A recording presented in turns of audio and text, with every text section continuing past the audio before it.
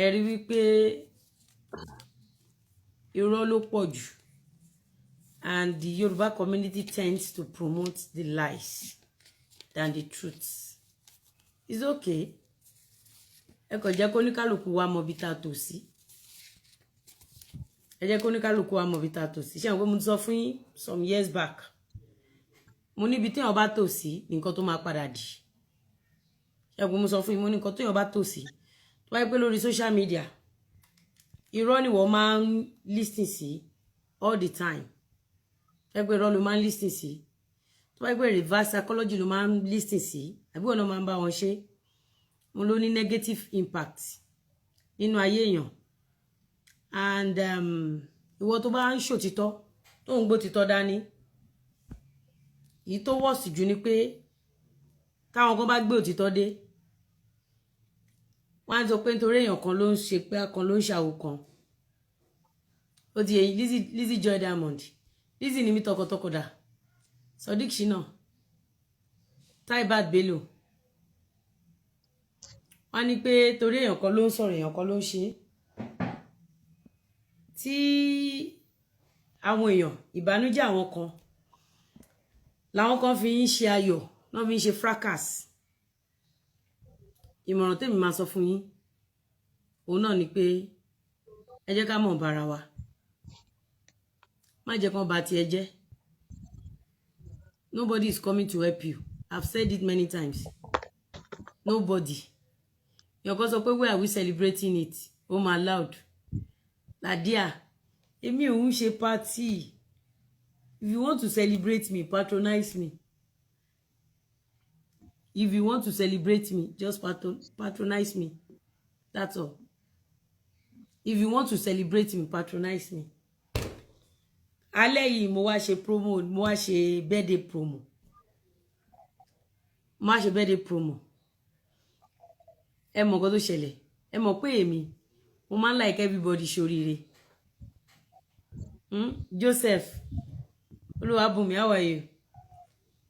Adeola, I see you. Ẹ patronize me, ẹ bá mi rajà. Ẹ bá mi rajà, kó tẹ́ lè fi celebrate mi ni ẹ bá mi rajà. Ṣé kó tẹ́ bá mi rajà. Nǹkan tẹ́ bá rà yẹn ẹ máa rí pé àsìkò birthday Iyemẹ̀ṣọ́ ni mo ra kíní. I don't want free money. I don't want free money. Nobody should give me free money. I have my hand, I have my leg. Mo lọ́wọ́, mo lẹ́sẹ̀, mo lójú, mo lè ṣiṣẹ́.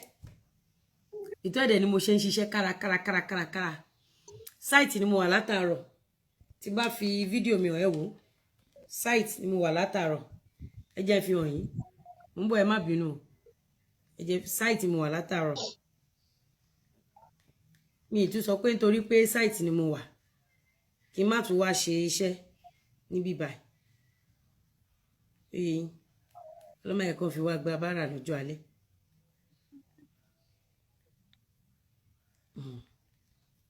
Ọlọ́run má jẹ́ ká máa fi blogging pò lọ́jọ́ alẹ́. Ẹ wò èmi lélẹ́ẹ̀lẹ́ ni.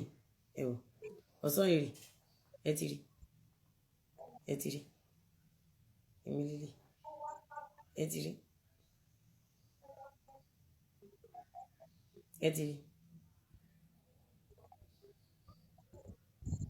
èmi lélẹ̀ site mo wà látàárọ̀. Site ni mo wà. Ó má ṣe ìmú ọṣẹ à ń lo nọ́mbì báyìí jẹ́ làwa wà lórí bí báyìí. We've not been using their NEPA whatever. We've not been using the NEPA. We've been using Gen here. Yeah, site mo wà látàárọ̀. Tẹ́ bá dẹ̀ wò mí lánàá, I was very tired. Orun yẹn pọ̀ gan. Orun yẹn ti lá gbogbo ojú mi, ó ti lá gbogbo ara mi. No, I'm okay tonight. It was yesterday. I was very tired yesterday. In fact, I was sick yesterday.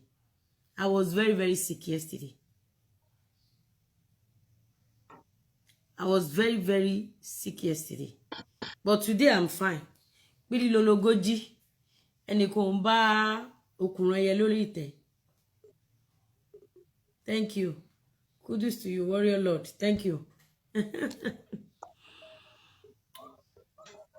mo wá fẹjọ́ àwọn kan sùn yín lálẹ́ yìí kí n tó máa lọ mo wá fẹjọ́ àwọn kan sùn yín ẹ̀yin tí kí n tó kọ́kọ́ fẹjọ́ èèyàn kan sùn yín ta ló wá fún wa make I dey use book Ogoni please I beg you make you dey use book in the site abeg Mommy Nurat Jima you want me to be using book which book ma àwọn èèyàn kan sọ nǹkan èèyàn kan sọ pé àwọn pé Àríkẹ́ pé àwọn fẹ́ wá fún inspection pé Àríkẹ́ wá sọ pé àwọn fẹ́ gba owó kan ṣé mọ̀ wí pé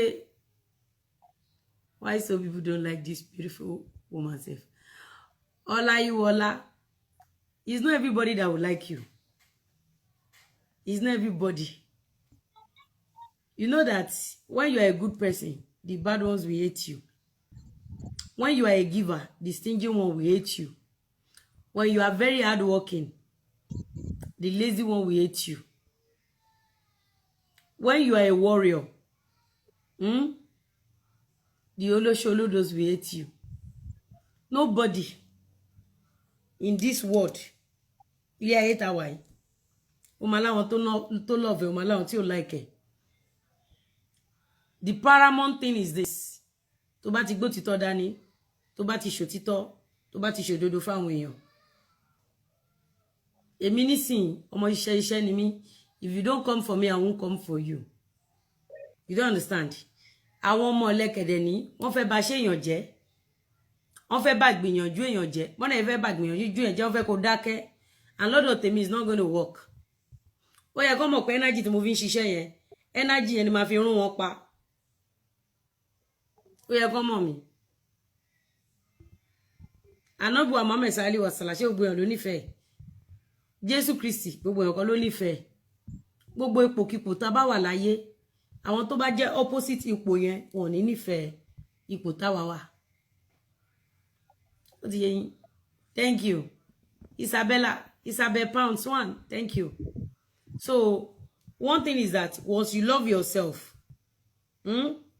once your hands loves you once your bank account loves you you are good to go you are good to go Ọlọ́run má farúgbó ara wa ráre kọ́lọ́mà ẹ̀ ká fi ọjọ́ alẹ́ wa ráre tẹ bá rí àwọn èèyàn tó wá jókòó sí ìdí iṣẹ́ ká parọ́ mọ́ èèyàn ká máa bà tèèyàn jẹ́ ká máa blọ́ọ̀gì àwọn ọmọ ọlọ́mọ ká máa ṣépè fáwọn ọmọ ọlọ́mọ ká máa ṣaburú fáwọn ọmọ ọlọ́mọ àwọn ọmọ tí yóò ṣẹ̀yìn torí pé fẹ́ fipá gbowó Ọlọ́run ti fojú àwọn yẹn ráre ní tó wá fọ́nì jù ní wípé tó bá ti wá dá padà wọ́n á sọ pé ò dá